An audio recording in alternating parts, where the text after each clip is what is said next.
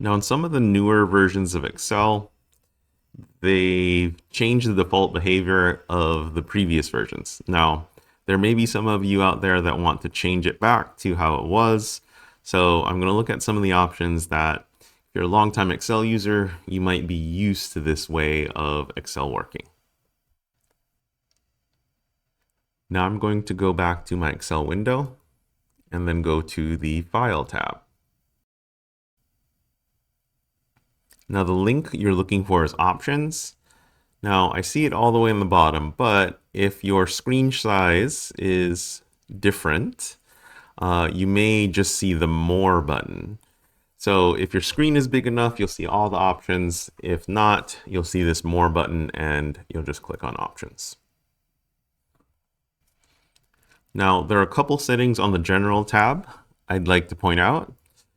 First one is include this many sheets.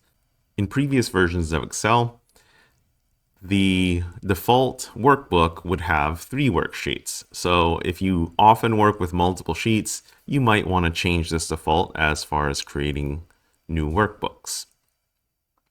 Now, if you scroll to the bottom, we also have the option show the start screen when this application starts. Now, if you uncheck that, it will automatically open a blank workbook when you start Excel instead of the backstage view start screen.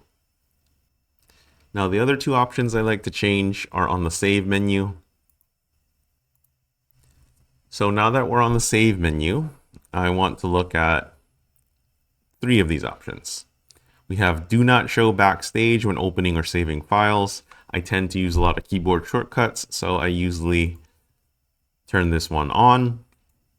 Now, this one depends on if you're using some kind of cloud service. Show additional places for saving, and save to computer by default. So if you want to clear up a little bit of your save menu, that can help you out. I hope you found that useful. Thank you for watching.